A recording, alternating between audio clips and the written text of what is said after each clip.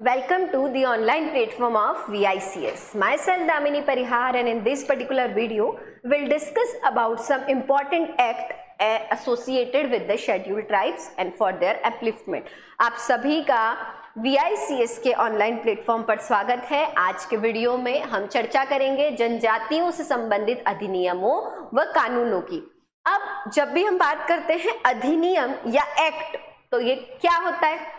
Act मतलब जो parliament क्या करे, जिसको पार्लियामेंट्री एक्टिविटी संसदीय गतिविधियों के द्वारा क्या किया जाता है, नियमन में लाया जाता है, तो उसे क्या बोला जाता है? इसे बोला जाता है एक्ट। जैसे कि जो हमारा सबसे महत्वपूर्ण और पहला एक्ट है जिसे हम आने वाली क्लासेस में इन डिटेल डिस्कस करेंगे, हम इनका एक विस्तृत वर्ण क्या करेंगे, चर्चा करेंगे। वह अधिनियम है हमारा schedule caste and tribe prevention of atrocity act 1989। कौन सा है? Schedule caste and tribe prevention of atrocity act 1989। याद रखेंगे, अनुसूचित जाति व जनजाति अत्याचार निवारण अधिनियम। कौन सा है?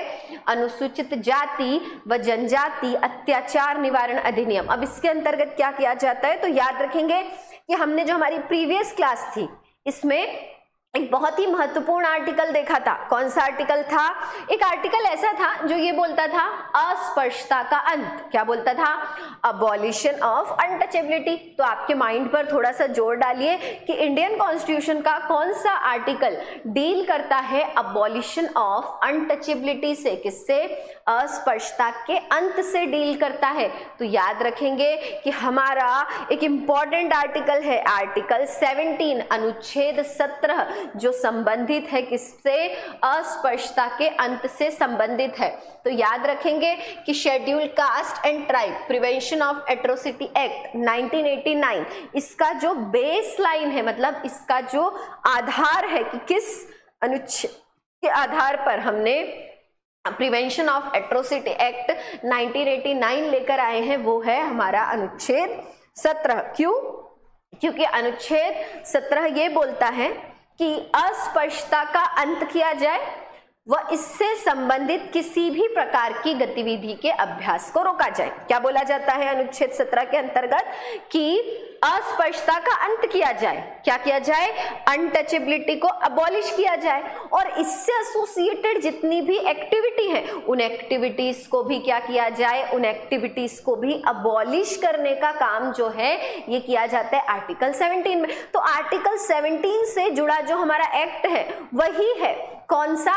वो एक्ट है हमारा schedule caste and tribe prevention of atrocity act 1989, अनुसूचित जनजाति व जाति के अत्याचार निवारण अधिनियम। कौन से ईयर में है, ये भी प्रीलिम में पूछा जा सकता है कि अनुसूचित जनजाति अत्याचार जाति व जनजाति अत्याचार निवारण अधिनियम किस वर्ष में पारित किया गया? In which year schedule caste and tribe atrocity act was enacted. तो ये कौन सा ईयर है? ये ईयर है 1989। कब पास किया गया? 1989 में इस एक्ट को पास किया गया। नेक्स्ट आता है पैसा एक्ट। अब पूछा जा सकता है कि पैसा अधिनियम किस वर्ष लागू किया गया? तो पहला तो आंसर क्या हो गया?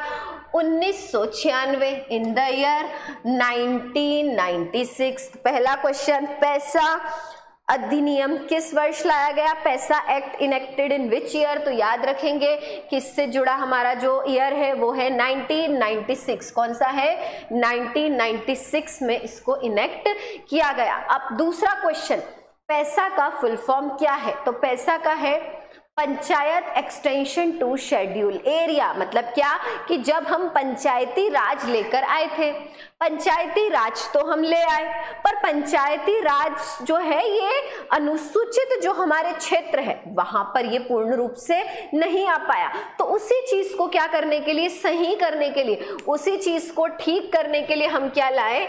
हम लाए पैसा एक्ट। तो पहला क्वेश्चन अगेन, पैसा एक्ट किस ईयर आया? पैसा एक्ट आया इन द ईयर 1996। कब आया? 1996 में आया। दूसरा क्वेश्चन कि पैसा का पूर्ण नाम क्या है, पैसा का फुल फॉर्म क्या है? तो पैसा का फुल फॉर्म है panchayat extension to schedule areas. क्या नाम है? Panchayat extension to schedule areas. Next आता है schedule tribe and other traditional forest dweller act 2006। तो क्या है? अनुसूचित जाति और जनजाति और अन्य पारंपरिक वन निवासी अधिनियम। तो ये भी पूछा जा सकता है, in which year forest dweller act was enacted. कौन सा साल है भैया?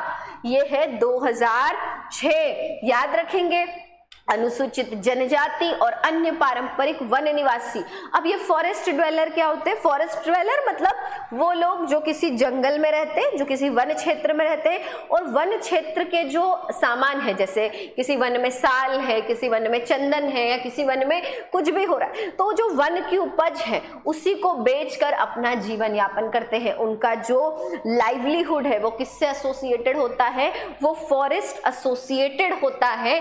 इन लोगों को बोला जाता है अन्य पारंपरिक वन निवासी। क्या बोला जाता है? अन्य पारंपरिक वन निवासी बोला जाता है। अदर ट्रेडिशनल फॉरेस्ट ड्वेलर्स कहलाते हैं। ये क्या कहलाते हैं? अदर ट्रेडिशनल फॉरेस्ट ड्वेलर कहलाते हैं।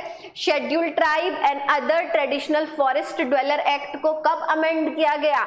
इसमें कब संशोधन हुआ? तो ये भी क्वेश्चन आ सकता है कि फॉरेस्ट ड्वेलर एक्ट में संशोधन किस वर्ष किया गया? तो इसमें संशोधन किया गया इन द ईयर 2012। कब किया गया? 2012 में इस अधिनियम में संशोधन किया गया। तो याद रखेंगे, पहला अनुसूचित जाति जनजाति अत्याचार निवारण अधिनियम किस वर्ष आया? ये आया 1989 में। दूसरा, पैसा एक्ट कब आया? पैसा एक्ट आया 1996 में। कब आया? 1996 में। अरे पैसा का फुल फॉर्म क्या होता है? पैसा का फुल फॉर्म होता है panchayat extension to schedule areas. क्या होता है? Panchayat extension to schedule areas. दूसरा, schedule tribe and other traditional forest dweller act अनुसूचित जनजाति व अन्य पारंपरिक वन निवासी अधिनियम कब आया? तो अनुसूचित जनजाति व अन्य पारंपरिक वन निवासी अधिनियम आया 2006 में। नेक्स्ट, शेड्यूल ट्राइब और अदर जो आपके ट्रेडिशनल फॉरेस्ट ड्वेलर एक्ट है, इसको कब अमेंड किया गया? तो इसमें संशोधन किया गया 2012 में। कब संशोधन किया गया? 2012 में।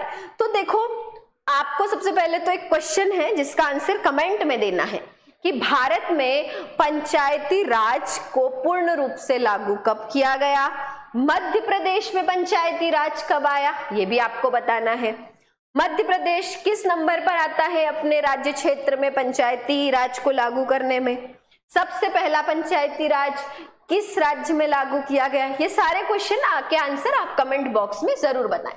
अभी हम पढ़ेंगे पैसा के बारे में। पैसा अधिनियम जो है, सबसे पहला क्वेश्चन जो प्रीलिम का बनता है कि पैसा अधिनियम किस समिति की सिफारिश पर लगाया गया? On the recommendation of which committee पैसा एक्ट वॉज इनेक्टेड? क्या क्वेश्चन हो सकता है?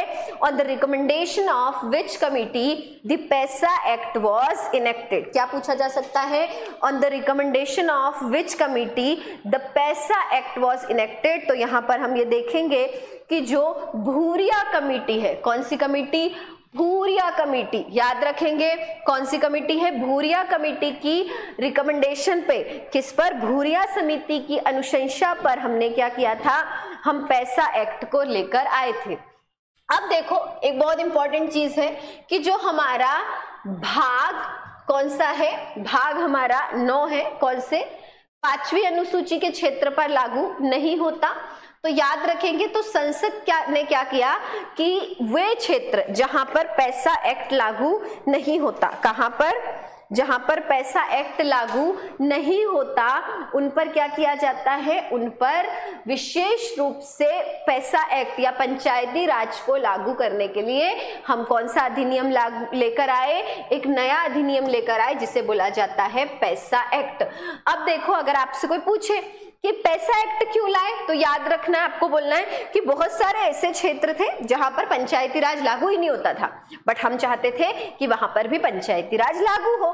तो पंचायती राज लागू करने के लिए हम क्या लेकर आए, हम लेकर आए एक नया अधिनियम, और उस अधिनियम, उस न्यू एक्ट को ही बोला गया पैसा एक्ट। क्या बोला गया, उस न्यू एक्ट को ही बोला गया पैसा एक्ट। तो याद रखेंगे, अगर आपसे कोई पूछे कि पैसा अधिनियम का उद्देश्य क्या है, ऑब्जेक्टिव ऑफ पैसा, तो याद रखेंगे कि जितने भी हमारे भाग 9 के प्रावधान के अंतर्गत अनुसूचित क्षेत्र है, इनको क्या करना, इनको विस्तारित करना। किसके अंतर्गत, भाग 9 के अंतर्गत जो हमारे अनुसूचित क्षेत्र हैं, इनमें पंचायती राज को विस्तारित करना। Provide self role for the tribal population, है ना, तो क्या करना कि ट्राइबल जो लोग हैं वो खुद का स्वशासन कर सके, सेल्फ गवर्न हो सके। इस चीज को इंश्योर करने के लिए भी हमने क्या किया, पैसा एक्ट को इनेक्ट किया। To have village governance with participatory democracy, सहभागी लोकतंत्र के साथ ग्राम प्रशासन को स्थापित करने के उद्देश्य से भी हमने क्या किया, पैसा एक्ट को इनेक्ट किया। To involve participatory governance consistent with traditional practices, क्या करना, पारंपरिक प्रथाओं के अनुरूप सहभागी शासन को सुनिश्चित करने के लिए भी हम क्या लेकर आए, पैसा एक्ट को लेकर आए।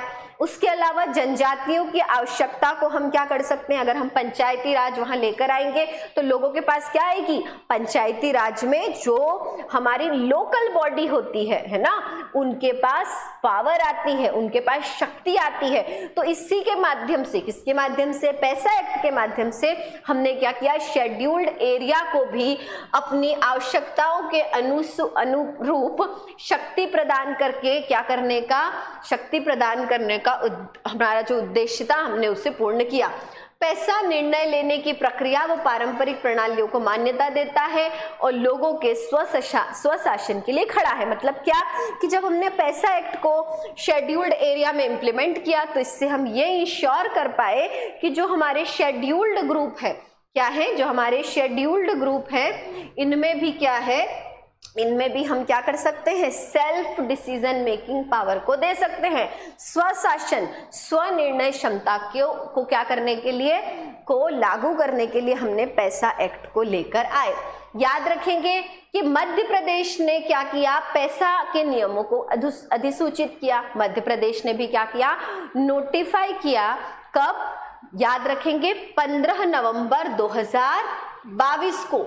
तो मध्य प्रदेश ने क्या किया, 15 नवंबर 2022 को मध्य प्रदेश के कौन से जिले में, शहडोल जिले में। अब शहडोल जो जिला है, या आपको कमेंट बॉक्स में बताना है कि जो शहडोल जिला है मध्य प्रदेश के किस भौगोलिक विभाग या भूभाग से संबंध रखता है, मध्य प्रदेश के किस फिजिकल डिवीजन से शहडोल आपका डिस्ट्रिक्ट एसोसिएटेड है। तो जनजाति गौरव दिवस के अवसर पर अधिसूचित किया। याद रखेंगे, it will empower the gram sabha to take decision on the rules and regulation with regards to natural resource in forest area। और इसके थ्रू क्या किया गया है कि जितने भी फॉरेस्ट एरिया है जो कि कहाँ पड़ते हैं, जो किसी गांव विशेष के अंतर्गत आते हैं, उनमें जो हमारे गांव के लोग हैं या जो जनजाति वर्ग है वो क्या कर सके, वो खुद यहाँ पर क्या कर सके, डिसीजन ले सके। इससे संबंधित जो प्रावधान किए गए उनको अधिसूचित करने का काम राज्य सरकार द्वारा किया गया। और implementation of PESA act in 5th scheduled area in Madhya Pradesh, और मध्य प्रदेश में जो 5वीं अनुसूची संबंधित क्षेत्र हैं वहां पर पैसा एक्ट को अधिनियमित किया गया। याद रखेंगे। अब हम पढ़ेंगे national agency for monitoring safeguard of ST. तो जो एसटी के सुरक्षा उपायों से संबंधित राष्ट्रीय समिति है, इसके बारे में हम पढ़ेंगे। तो सबसे पहला तो बहुत ही इंपॉर्टेंट क्वेश्चन, बहुत ही सिंपल, याद रखोगे कि जो national commission for scheduled tribe है कौन से आर्टिकल में आता है, आर्टिकल 338A। कौन सा आर्टिकल है, आर्टिकल 338A में आता है। कौन सा, national commission for scheduled tribe. कब स्टैब्लिश हुआ है, ये स्टैब्लिश हुआ है 19 फरवरी 2004 को। कब हुआ है, 19 फरवरी 2004 को स्टैब्लिश हुआ है। दूसरा, इसका आधार क्या था, इसका आधार है आर्टिकल 338A, अनुच्छेद 338A कौन सा कॉन्स्टिट्यूशनल अमेंडमेंट है? 89वां है ना, 89th, 89 ही होगा ना। 89th जो हमारा कॉन्स्टिट्यूशनल अमेंडमेंट एक्ट है, जो कि कब आया था? 2003 में। उसके आधार पर क्या किया गया? National commission for schedule tribe बनी। तो इसके पहले नहीं थी क्या? अरे इसके पहले थी, पर वो एक ही थी जिसे बोला जाता था national commission for schedule tribe and schedule caste. अब हमने क्या किया? अब हमने national commission for schedule tribe को अलग से स्टैब्लिश किया, हमने पूर्ण रूप से इसको गठित किया। कब इसका गठन हुआ? 19 फरवरी 2004 को। कब गठन हुआ? 19 फरवरी 2004 को गठन हुआ। और किस बेसिस पर, किस आधार पर? इसका आधार था भारतीय संविधान का अनुच्छेद 338A। क्या था आधार? भारतीय संविधान का अनुच्छेद 338A। याद रखेंगे 89th कॉन्स्टिट्यूशनल अमेंडमेंट 2003 के अंतर्गत क्या किया गया? अनुसूचित जनजाति आयोग की स्थापना की गई, national commission for schedule tribe का स्टैब्लिशमेंट किया गया। क्या किया गया? National commission for schedule tribe को स्टैब्लिश किया गया। नेचर कैसा है? नेचर है कॉन्स्टिट्यूशनल बॉडी। पूछा जा सकता है प्रीलिम में कि national commission for schedule tribe किस प्रकार का निकाय है, तो आप याद रखेंगे कि यह एक संवैधानिक निकाय है। कैसा निकाय है? संवैधानिक निकाय है। पार्ट 16 ऑफ इंडियन कॉन्स्टिट्यूशन से डील करता है। किससे? भारतीय संविधान के भाग 16 से संबंध रखता है। किससे संबंध रखता है? भारतीय संविधान के भाग 16 से। अब अगर हम बात करें तो इसकी संरचना कैसी है, स्ट्रक्चर कैसा है, तो याद रखेंगे कि जो national commission for schedule tribe है, इसमें जो चेयरमैन होता है वो कौन होता है? वो SC/ST का होता है नॉर्मल। देखो, तो जो चेयरमैन होता है, एक वाइस चेयरमैन होता है और 3 मेंबर होते हैं। कौन? तो टोटल मेंबर कितने हो गए? टोटल हो गए 5 सदस्य। तो याद रखेंगे कि जो यहाँ पर पहला क्वेश्चन कि टोटल कितने मेंबर होते हैं, तो याद रखेंगे national commission for schedule tribe, इसमें टोटल मेंबर होते हैं 5। अब इन 5 मेंबर्स में से तो एक हो गया चेयरमैन और एक हो गया वाइस चेयरमैन, एक हो गया अध्यक्ष और दूसरा हो गया उपाध्यक्ष। तो जो अध्यक्ष है वो अध्यक्ष का टेन्योर कितने साल का होता है? अध्यक्ष का टेन्योर होता है, अध्यक्ष का कार्यकाल होता है 3 साल का। उसके अलावा जितने भी मेंबर हैं उनका कार्यकाल कितना होता है? उनका कार्यकाल होता है 5 साल का। तो याद रखेंगे कि national commission for schedule tribe कितने मेंबर बॉडी है? 5 मेंबर बॉडी है। चेयरमैन का टेन्योर कितना होता है? कार्यकाल कितना होता है अध्यक्ष का? तो अध्यक्ष का कार्यकाल होता है 3 वर्ष का। इसका रिमूवल किसके द्वारा किया जाता है? तो अगर हम बात करें तो रिमूव किया जाएगा चेयरमैन को या किसके द्वारा? राष्ट्रपति द्वारा। और इन सभी की नियुक्ति, इन सभी का निष्कासन और नियुक्ति, इन सभी का रिमूवल एज वेल एज इन सभी का अपॉइंटमेंट किसके थ्रू किया जाता है? तो रिमूवल और अपॉइंटमेंट दोनों ही किसके द्वारा किया जाता है? प्रेसिडेंट ऑफ इंडिया के द्वारा किया जाता है। याद रखेंगे किसके थ्रू किया जाता है? प्रेसिडेंट ऑफ इंडिया के थ्रू किया जाता है। अब अगर हम बात करें तो अपॉइंटमेंट क्या होता है? प्रेसिडेंट अपॉइंट करता है चेयरमैन, वाइस चेयरमैन और अदर मेंबर को। किसे? जितने भी प्रेसिडेंट है, कितने प्रेसिडेंट है? एक ही होगा। जितने भी वाइस प्रेसिडेंट है, कितने भी वाइस प्रेसिडेंट है? नहीं, एक चेयरमैन, एक वाइस चेयरमैन और 3 मेंबर। तो टोटल 5 सदस्यों की नियुक्ति कौन करते हैं? प्रेसिडेंट द्वारा की जाती है। हेडक्वार्टर कहाँ है? तो national commission for schedule tribe का हेडक्वार्टर है न्यू दिल्ली में। कौन सी मिनिस्ट्री से संबंधित है? तो याद रखेंगे कि जो नोडल मिनिस्ट्री है, जो नोडल मंत्रालय है, वो है जनजाति कल्याण मंत्रालय। कौन सा मंत्रालय है? जनजाति कल्याण मंत्रालय। ये VC लिखा है हिंदी में, इसे आप उपाध्यक्ष कर लीजिएगा। तो नोडल मंत्रालय कौन सा है? जनजाति कल्याण मंत्रालय के अंतर्गत आता है। अब देखो आर्टिकल 339 ये क्या बोलता है, चलो समझते हैं। आर्टिकल 339 में राष्ट्रपति के पास एक पावर है, समझेंगे। आर्टिकल 339 में राष्ट्रपति के पास एक पावर है।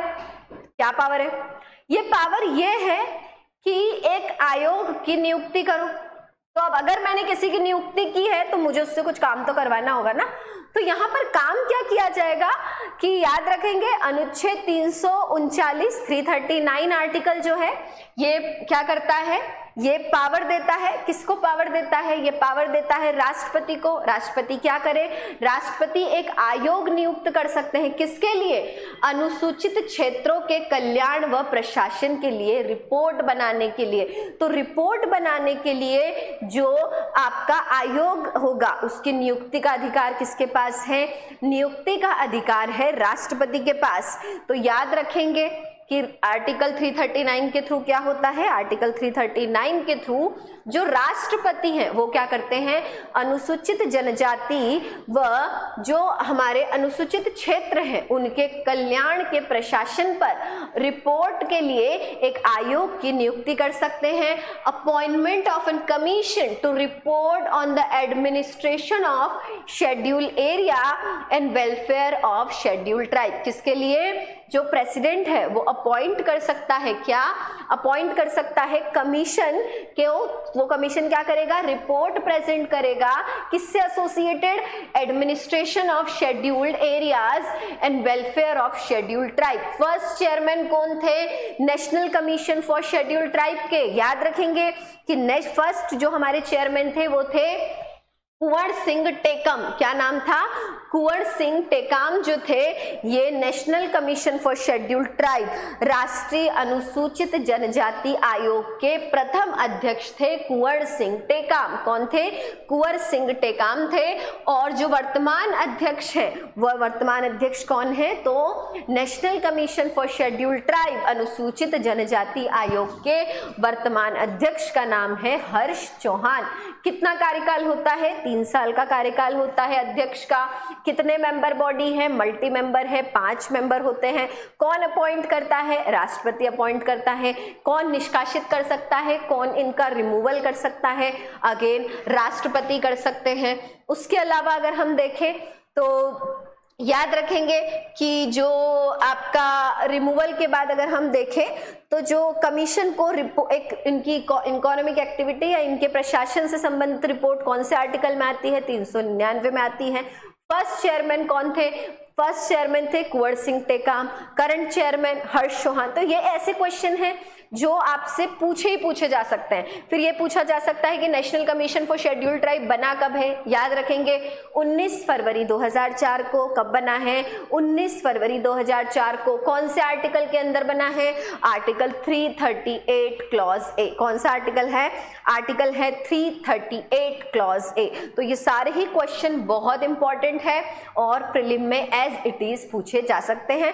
तो आज की क्लास में हमने डिस्कस किया है जितने भी एक्ट हैं और जितने भी लॉज हैं, जितने भी अधिनियम और जितने भी कानून हैं किससे संबंधित, national commission for schedule tribe से संबंधित, उन्हें डिस्कस किया। हमारी नेक्स्ट क्लास से हम डिस्कस करेंगे जनजाति विशेष के संदर्भ में, मतलब जितनी भी जनजातियां हैं उनका जो आर्थिक परिदृश्य है, जो इकोनॉमिक उनका पर्सपेक्टिव है, जो उनका कल्चरल परिदृश्य है ना, जो उनका सांस्कृतिक परिदृश्य, हम इन सभी के बारे में एक विस्तृत चर्चा करेंगे। So that's all for today's class. Thank you very much.